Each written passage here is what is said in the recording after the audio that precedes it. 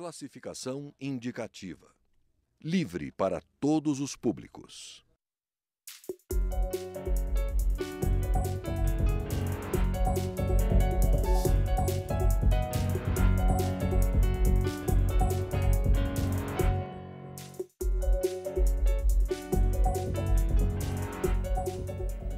Olá! A Câmara dos Deputados realiza uma comissão parlamentar de inquérito para investigar denúncias de fraudes e desvios na aplicação do principal instrumento de financiamento da cultura do país, a Lei Rouanet. De acordo com investigações da Polícia Federal, os incentivos fiscais concedidos estariam sido usados em eventos corporativos e até mesmo para festas particulares. Ao longo das discussões surgiram outras questões que, ao longo desses últimos anos, têm sido levantadas pelos produtores culturais. O Câmara Debate da Rádio e da TV Câmara vai discutir o tema com os deputados Orlando Silva, do PCdoB de São Paulo, e Isalci, do PSDB do Distrito Federal. Deputados, qual o foco hoje da CPI? A gente que tem acompanhado as discussões, nós percebemos que os deputados também têm se dedicado muito a discutir os mecanismos de financiamento, discutir a própria lei em si e não só essa questão das fraudes. Como é que o senhor vê essa questão, deputado Orlando Silva? Em primeiro lugar, eu considero que essa comissão parlamentar de inquérito ela tem uma crise existencial desde que a Polícia Federal fez a chamada Operação Boca Livre. A Polícia Federal apurou durante anos denúncias envolvendo a má utilização da Lei Rouanet, o descumprimento de preceitos da Lei Rouanet, e nesse momento a Polícia Federal faz uma operação que investiga, identificou já criminosos que malversaram recursos públicos a partir da Lei Rouanet e, portanto, a Polícia Federal está dando tratamento adequado a esse tipo de crime contra o Brasil que foi feito por alguns falsos produtores culturais. A CPI, portanto, não pode duplicar ou replicar o trabalho que já é feito pela Polícia Federal. A essa altura, eu acredito que a CPI tem um papel de investigar o financiamento de políticas culturais no Brasil.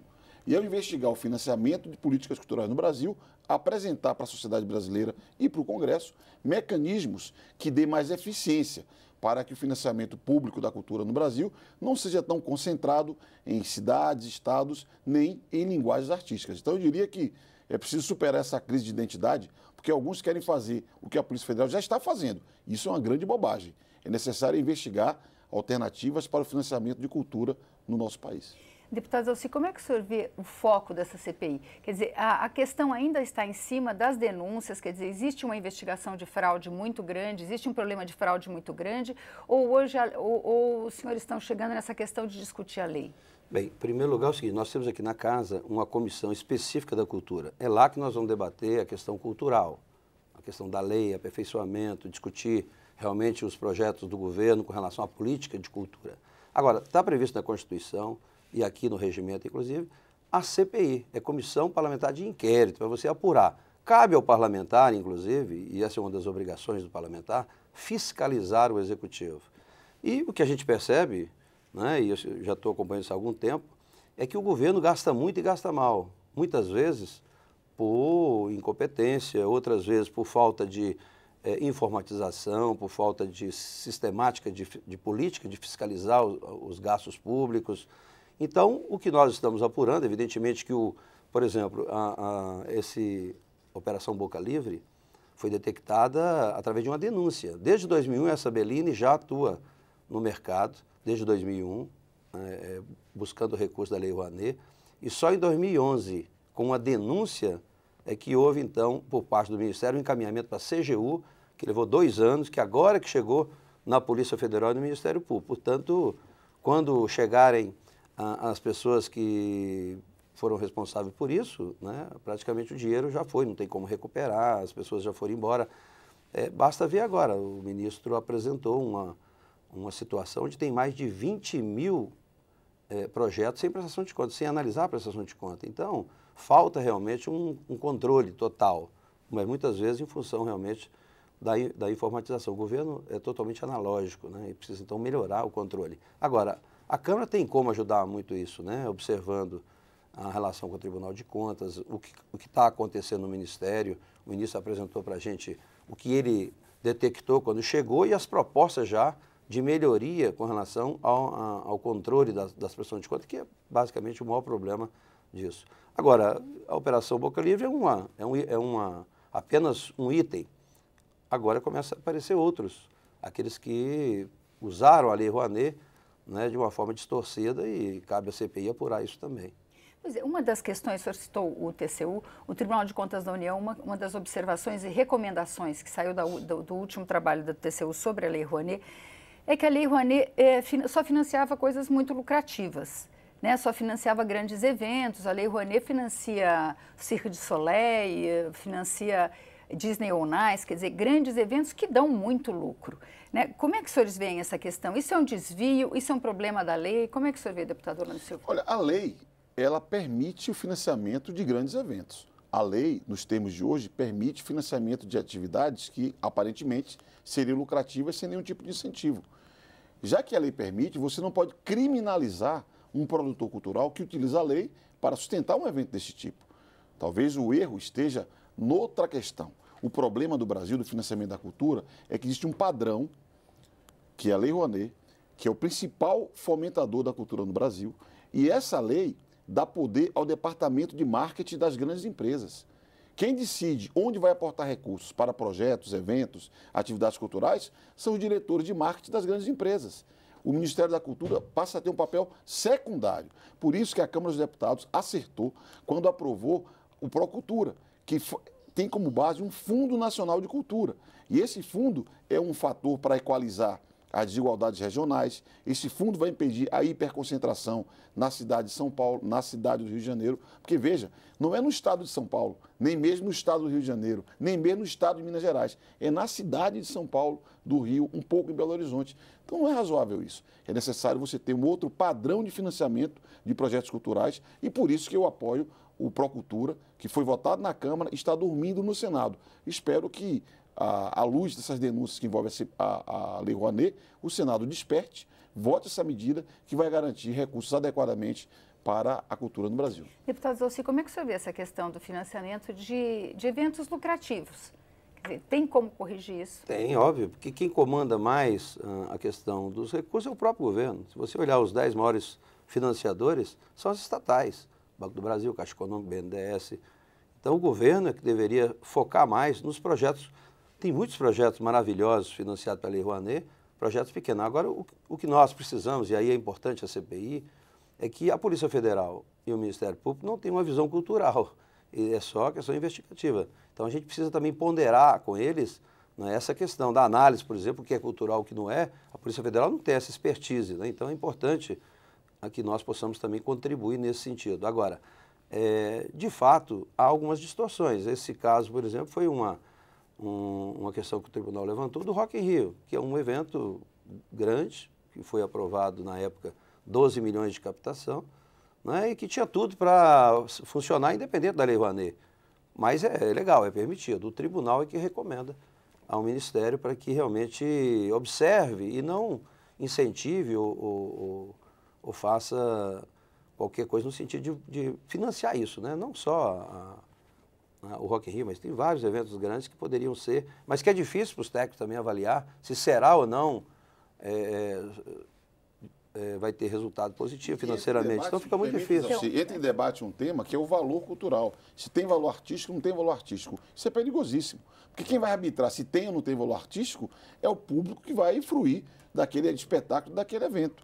E mesmo a sustentabilidade econômica é discutível, porque depende, inclusive, das contrapartidas que você pode oferecer. Você pode ter ingressos gratuitos para a formação de público, que é importante. Se você tem um determinado projeto que é só privado e não tem nenhum tipo de incentivo, o ticket pode ser um valor alto, impedindo o acesso. Portanto, é mais complexo. O que fazem normalmente? Isso que eu até sugeri ao ministro isso. Primeiro, a fiscalização a posteriori é muito difícil, principalmente feita depois de 2, 3, 4, 5 anos. O que você tem que fazer, e isso já existe no mundo, né, desenvolvido, é você, no valor do financiamento, no valor do apoio, você já definir uma parcela para auditoria, mas uma auditoria concomitante, né, durante o processo, não depois que já aconteceu. Uma das irregularidades, por exemplo, é a questão dos ingressos mesmo, porque existe na lei, né, 10% ser totalmente gratuito, 20% você tem que cobrar pelo mesmo preço a metade, 50% de desconto. E não tem essa fiscalização em loco. A maioria dos eventos que acontecem não tem, até porque o Ministério também não tem estrutura para isso. Portanto, tem que encontrar mecanismo, e aí é que eu digo que a gente precisa achar um meio termo, e a sugestão que dei foi essa, que definisse um percentual, 2%, depende do valor, para que haja uma auditoria concomitante à aplicação dos recursos, né? Mas precisa aperfeiçoar a fiscalização. O Ministério não tem realmente os controles adequados. Por exemplo, uma das características da prestação de contas são notas de empresas que não existem, ou empresas paralisadas, né, que só emite nota. Então, isso tem que ter um link com a Secretaria da Receita Federal para ver se o CNPJ daquela instituição, na prestação de conta, se a empresa não está paralisada, se não é fantasma, esse tipo de coisa. Existe uma outra questão também, deputado. O senhor falou que quem decide é o Departamento de Marketing, mas isso não pode. É natural que as empresas queiram ter seu nome associado a eventos que, com certeza, vão ter grande público. Claro, né? E o deputado Zalci, ao criticar as empresas estatais, argumentar que o governo poderia dirigir, eu considero que não. Veja, o Banco do Brasil, a Caixa Econômica Federal, concorrem no mercado. Eles têm que oferecer resultados. Isso interessa ao país. Para ter resultados, eles têm que construir uma estratégia, inclusive de marketing, para dar lucratividade para a atividade dessas instituições. Então, não vamos nós esperarmos que empresas públicas façam aquilo que é o papel do Estado. É diferente. Uma sociedade anônima, uma empresa de economia mista como a Petrobras, tem que dar resultado para os seus acionistas também. No caso do Estado, nós temos que ter um fundo público que tenha critérios claros de utilização dos recursos, com transparência, que permita você descentralizar no país, descentralizar nas linguagens artísticas, de modo que torne efetivo a multiplicação do fomento à cultura. E não pode subordinar ao interesse de uma empresa estatal que seja, ou privada, porque eles seguem a um padrão. Nós temos que quebrar o padrão de financiamento da cultura a partir da Lei Rouanet. Essa proposta que o deputado Orlando está colocando, basicamente acaba com a Lei Rouanet, porque, evidentemente, que as empresas que pagam impostos, elas só vão financiar a cultura, não digo todas, mas grande parte delas, se elas tiverem uma contrapartida, evidentemente, né? Agora, o que eu digo é o seguinte, isso nós estamos apurando, mas nas empresas estatais, normalmente, os financiamentos, os projetos a serem patrocinados, há influência política, e isso também faz parte da investigação da CPI. Nós vamos verificar até que ponto esses patrocinadores ligados ao governo, que são no caso das estatais, que foram os maiores, teve ou não indicação política nesses projetos. Bom, a gente vai fazer um pequeno intervalo e volta daqui a pouco com esse debate.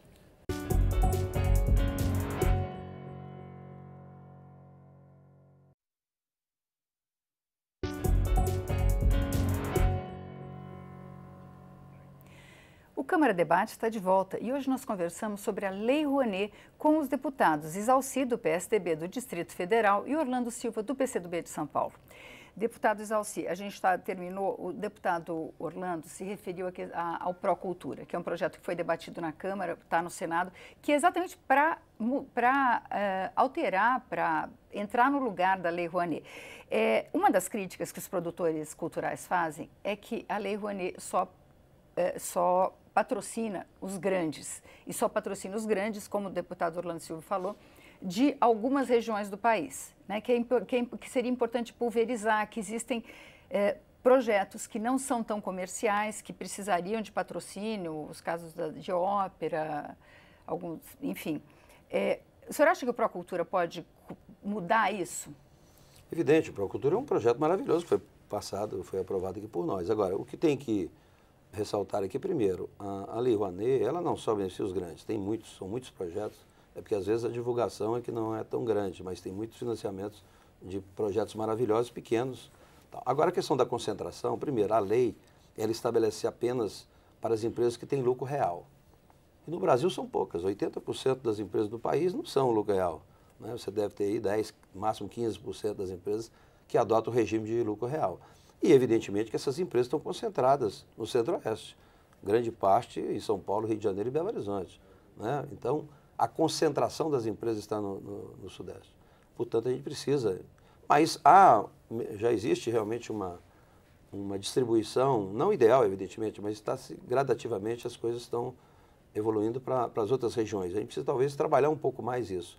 Agora, a questão do fundo, eu vejo assim, nem todas as empresas vão colocar recursos no fundo sem ter a liberdade de usar a sua marca, porque é o que foi dito aqui, é verdade. A Lei Rouanet, né, grande parte das empresas que investem nela querem a contrapartida de usar o nome da empresa, o marketing da empresa.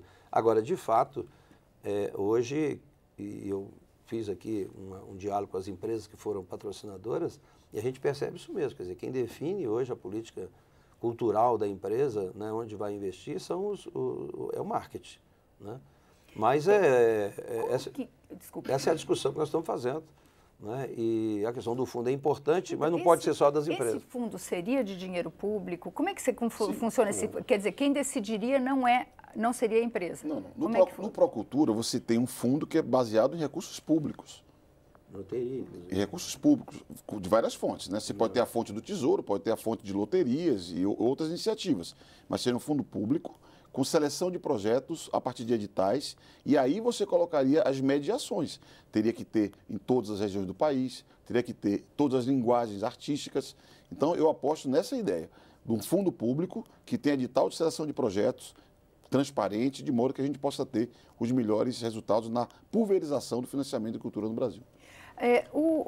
A CPI está ouvindo diversos ex-ministros e o atual ministro já foi ouvido também. O senhor comentou até, deputado Zalci, que ele trouxe sugestões de como resolver essa situação. O senhor pode falar de algumas delas? Não, sim, ele trouxe o que ele recebeu, né, como ele encontrou a situação no Ministério e algumas medidas já tomadas com relação a melhorar a fiscalização e melhorar a gestão da questão. O ministro é da área, conhece bem, né, implementou. No caso da prestação de conta, ele trouxe a questão, a novidade, né, do cartão, que se bem conduzido, né, porque hoje você pode receber o recurso numa conta e aplicar o recurso em outra conta. Então, o que ele está simplificando é ter um cartão específico que cuida do projeto todo, ou seja, desde a receita quanto à aplicação. Mas o mais importante também são os mecanismos de fiscalização.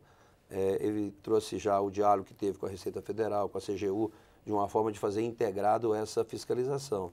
Portanto, né, valorizar, inclusive, porque ele disse, e é verdade, na cultura, você não pode ficar trabalhando apenas com pessoas de cargo comissionado, sem vínculo com a política. Muda governo, muda todo mundo, não dá. Então, você tem que valorizar realmente o servidor do quadro, né, que seja servidor público, que possa realmente acompanhar, porque o programa continua, muda os governos e os programas têm que continuar. Então, são algumas sugestões que ele trouxe, que já estão sendo implementadas, que eu acho que vai melhorar realmente, principalmente o controle, que é o foco da CPI. O senhor concorda, deputado Orlando Silva? Eu concordo. Eu creio que nós temos que tomar cuidado, inclusive em não criminalizar a cultura, não criminalizar artistas. Essas providências de fiscalização não começaram hoje.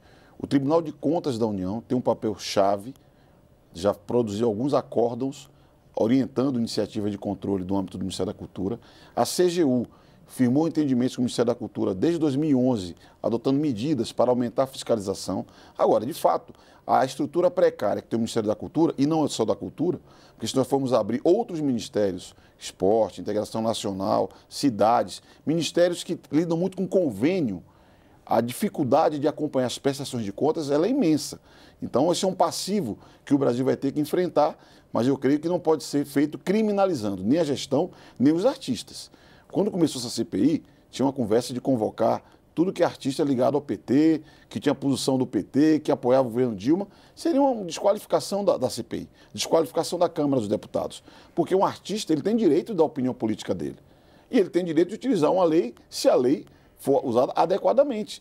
Então, eu sou favorável de toda forma de controle, de transparência, de acompanhamento, sem macartismo, para usar uma expressão antiga, que os Estados Unidos viveu décadas atrás, de perseguição de intelectuais, de artistas, porque isso não serve à democracia. Mas, felizmente, pelo que eu percebi, a condução do deputado Domingos Sávio, que é o relator dessa CPI, do PSDB de Minas Gerais, tem sido uma condição muito serena e, para minha surpresa, devo dizer, que o presidente da comissão, Alberto Fraga, para minha surpresa, tem sido um conciliador e creio que essa CPI, ao final, deve chegar a bom termo e dar boas indicações para aperfeiçoar o sistema de cultura do Brasil. Então, um dos problemas dessa...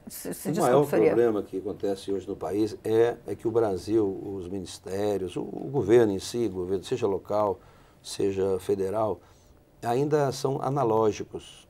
Na era digital não existe nenhuma informatização. Eu até coloquei agora no orçamento uma rubrica exatamente para informatizar a gestão pública. Então, cada ministério tem vários projetos, vários programas, Excel, Word, e depois o funcionário sai, leva tudo isso para casa e fica sem nenhum controle. Então, o que falta, principalmente para a fiscalização, é a automação, a sistematização né, na era digital e colocar isso tudo informatizado. Agora, uma das questões é que talvez tenha sido a origem dessa desconfiança de que só eram aprovados projetos de quem era a favor do governo, se bem que a Lei Rouanet já existe há muitos governos, né? Já mudou, gente. É a questão de que o Ministério da Cultura é que aprova os projetos que vão poder captar dinheiro das empresas, que poderão ter o desconto no seu imposto.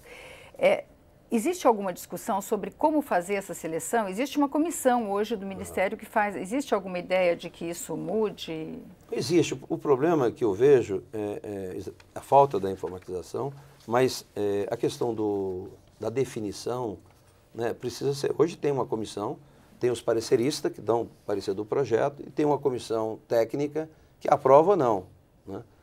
Então, eu vejo que o sistema, se bem controlado e bem fiscalizado, ele funciona. O que falta realmente é você ter, por exemplo, uma informatização que possa, o Ministério da Cultura, imediatamente na prestação de contas, já acessa lá a Receita Federal, a CGU, para ver se, aqui, né, se esses mecanismos são consolidados, se tem o CNPJ funcionando, se está regular, se não está. Eu acho que a coisa está muito mais na fiscalização.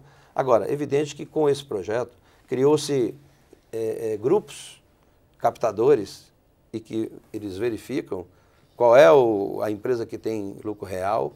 Aí você tem uma série e aí acho que tem conivência sim de alguns servidores da cultura, a Polícia Federal está verificando, mas pelo que eu apurei, eu não tenho nenhuma dúvida que de 25 anos e, né, você encontrar uma boca livre dessa em 2011, só agora em 2016 a coisa está caminhando, alguém, ou o funcionário na área de liberação, de aprovação, deve ter alguma influência com relação a esses grupos. Então as pessoas vão nas empresas, oferecem pacotes, evidentemente que atrativo para as empresas, que às vezes não é nem o dono da empresa, é um gerente ou alguém que também na empresa vai ter algum benefício, e fazem então essas maracutaias que fizeram como a boca livre. Apresenta um projeto e realiza outro, é muito comum isso. Essa é a distorção. É uma distorção, porque o problema no Brasil, eu não diria que a dificuldade é aprovar o projeto, e nem ter dirigismo para aprovar o projeto. Porque aprovar o projeto é fácil. Você tem um comitê de admissibilidade que checa se os critérios formais foram cumpridos. É evidente que 99% dos casos, os critérios formais são cumpridos. Os pareceristas, se não for algo chocante, flagrantemente fora do campo da arte, e o campo da arte é bastante extenso, os pareceres são favoráveis. O que acontece é que muitos aprovam projetos, pouquíssimos captam recursos. Eu ia perguntar só uma coisa, deputado. Existe uma proporção entre os projetos aprovados e os que conseguem... Quando a gente fala em distorção regional, essa distorção já vem dos projetos aprovados ou é na hora de conseguir o dinheiro? A distorção é acentuada desde a apresentação do projeto. Se eu pego um dado aqui do último ano, enquanto no Sudeste aprovou 59 mil projetos, a região Norte aprovou 1.000 projetos.